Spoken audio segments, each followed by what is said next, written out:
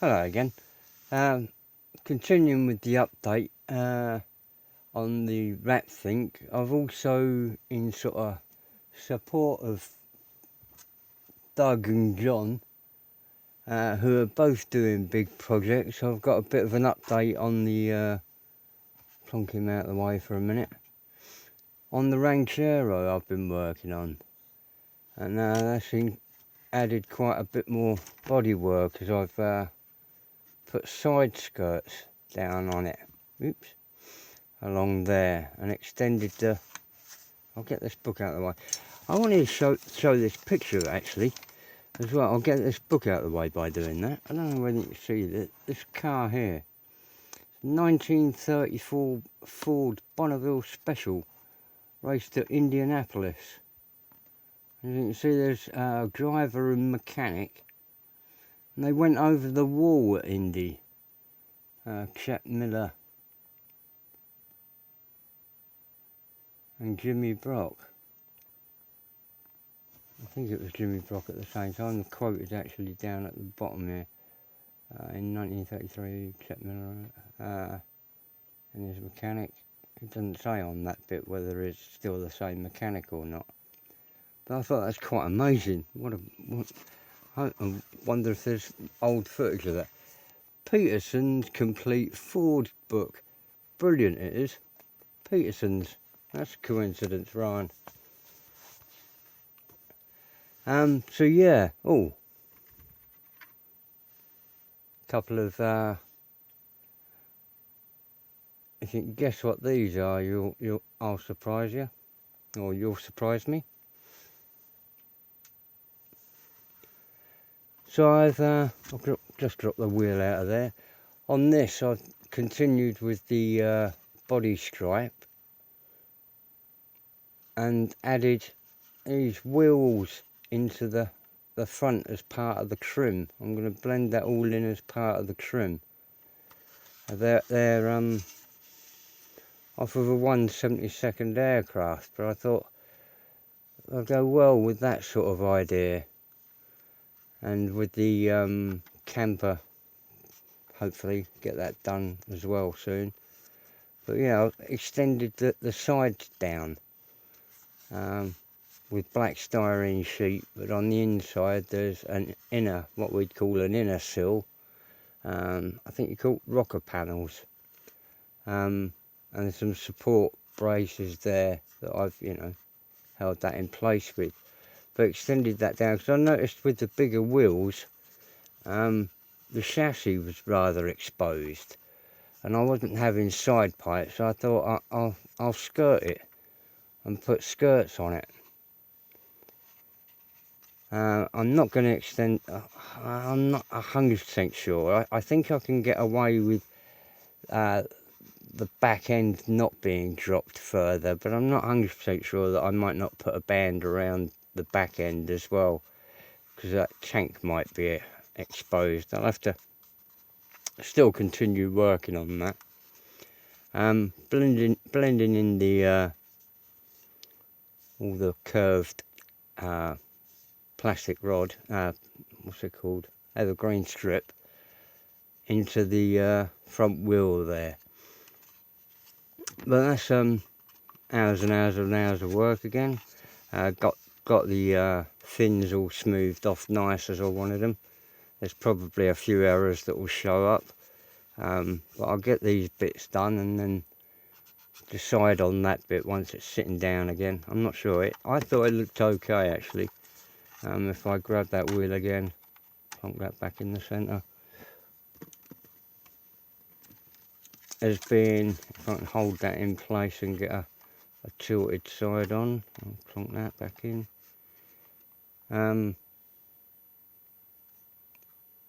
But I don't mind not extending it down. I don't know. It's either extend it down or section it down. Cut it off and put an insert in and use that. But I think that'd be just as easy to put on more plastic or styrene and blend it in rather than extend it or section it again, because it has got a cover sheet that I put on anyway. So that's white styrene under there on top of the original black of the kit. Just sit nice and look lower with the bigger wheels, but dropping the sides down. I want it to look lower. And that's slightly lower than it'll actually be. It'll be something like that. The axle's not in at the moment. So I'm still clunking around. I keep expecting the bonnet to fall off with the amount of work I've done with the bonnet on. But so far it's stayed in place. But this is great. I'm really enjoying this. What was the other thing? Oh yeah, go back to the rat Fink figure. I've taken, as you can see, most of the masking off his head, and see the variety. Hopefully you can see the variety of tones. They're quite black in there. It's a blue, black, grey colour I sprayed over the sort of pea green, and I'm going to go in again with a different purpley colour over the top of that, and something else on the hair, highlights on the hair. But there's loads of facial stuff to do yet. It's just been my basic start to it, and I've started uncovering most of it to see what it's ended up like. But I thought I'd leave the final sort of pulling about until I was on air. Ow. Ow. It's sticky tape, Peter, you idiot.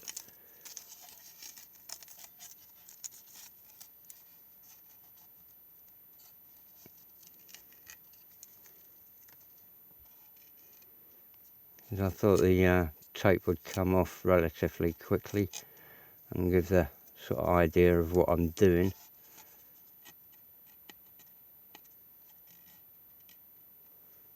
I might need a tool in a few places. From the colours, oh, you didn't see any of the colours because it was all masked up and covered in black, wasn't it? The only things before is if you saw the much earlier video of the pre-shading.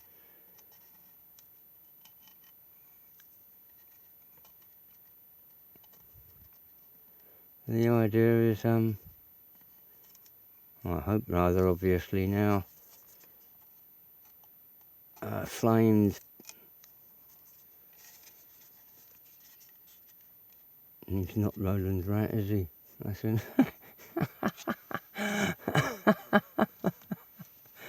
Roland's rat and rat Fink. What a combination.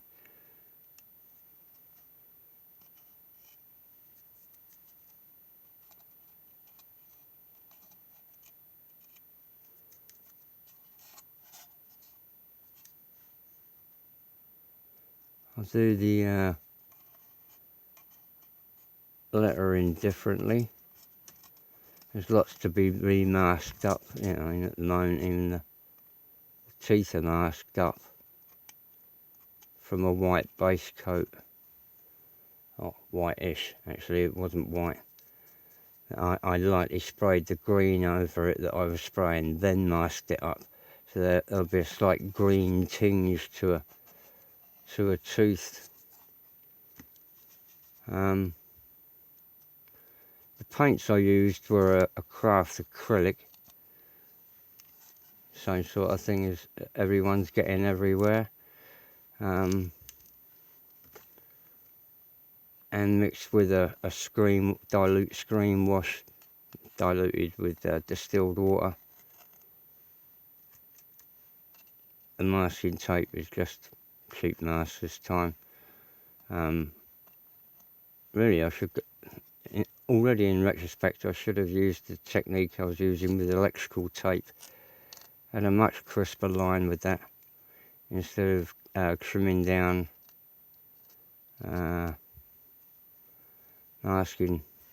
this masking tape. Oh, I'm in a funny position at the moment.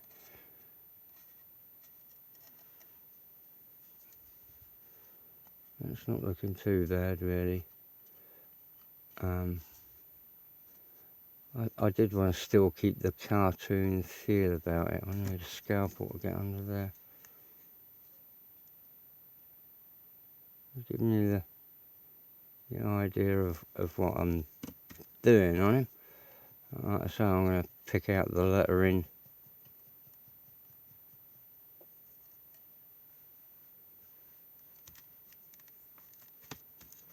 And all the eyes I've left masked up, much like the teeth.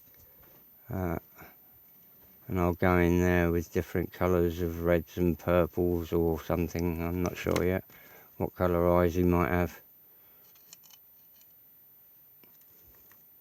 Bright red ones as well. Bright red ones as well. False teeth on that then.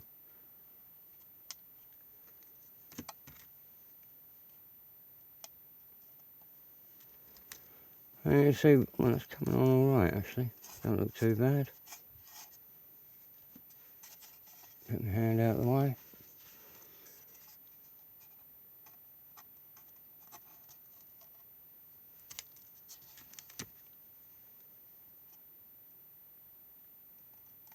I'll put in a wash around the lettering. I was gonna either chrome them, you know, bare metal foil them while I had the foil out to do some other things, depending on what my foil's like, and directly chrome them, so it's a classic black and flames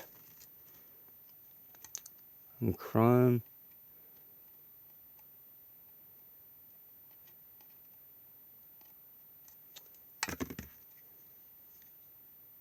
Right.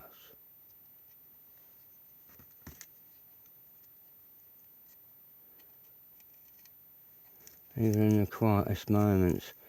I'd like to thank Ryan for his support in the last couple of weeks. It's been great to talk to you, mate. Oh, I missed a bit there, like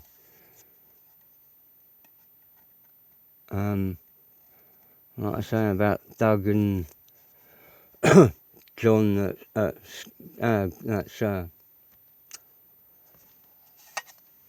Doug at DB Scale Models and John at Scale Reviver, and Ryan at RPM Models. I'd like to thank all three of them and support them in their builds on some really good bodywork they've both been doing.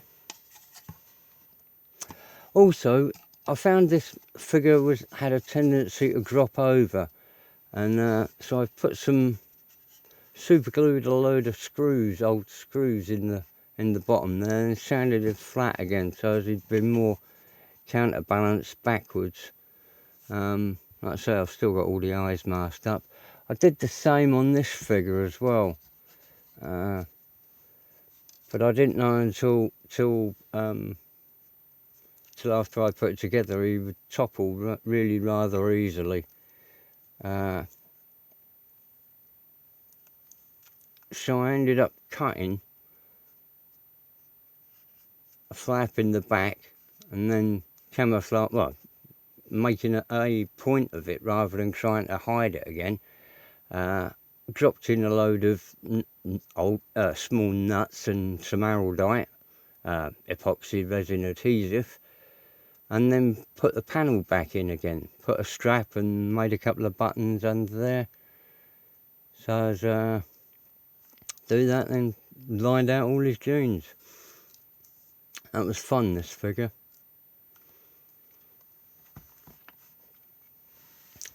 Anyway, bye for now. Best wishes from jolly old England.